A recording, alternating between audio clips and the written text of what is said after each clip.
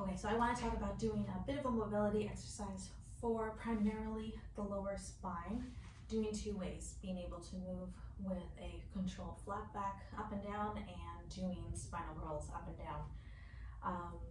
It's going to feel like it's a lot easier once you get to the bottom because there isn't as much pull and resistance at the low back. The mid area of the movement, usually about here, is when a lot of people might feel some pain, and I don't want you to shy away from it, okay? You're allowed to bend your knees if you need to. You do not have to do a forward fold with the knees straight.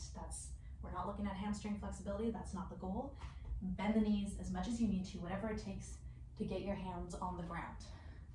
So, for doing the straight back, now if you look at how your pelvis sits, right about here, there should be a slight low curve in your low back. That's very normal. For a lot of people, if they have tight hip flexors, a tight low back, you might find that you get a bit more of a curve. And I'm being a little dramatic right now so you can see, but for some people, this is their neutral position. And you can see, this is actual neutral, excess curve. For this, I actually want you to find this excess curve. And it is really important to actually be able to control that movement so you can shift between no curve at all, moving the hip into posterior rotation, and moving the hip into an anterior rotation. For the flat back, if you ever do yoga, it's called a swan dive. I'm going to show it to you first and then explain the principles as you can do it with me.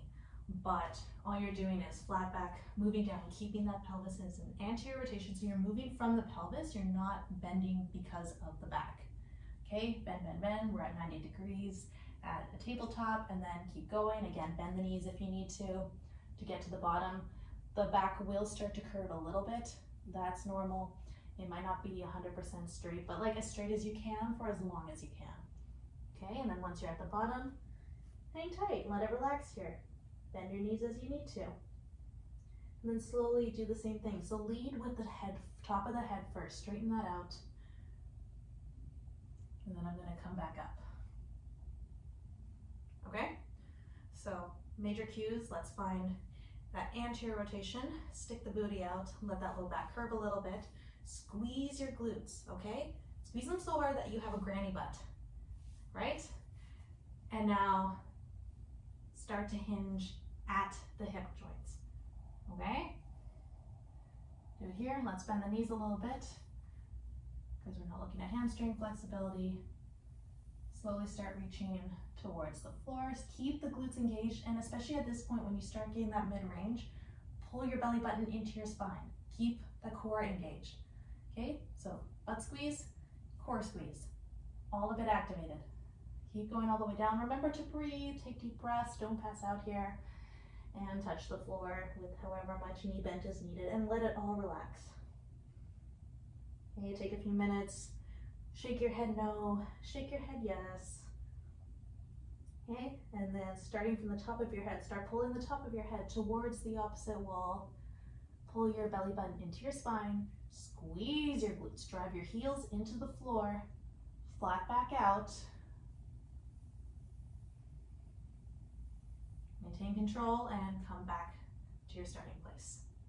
Now, to look into a bit more of moving in and out of flexion of the spine, most of the cues are the same. Still keep control of the glutes, still keep control of your core. Bend the knees as much as you need to, okay?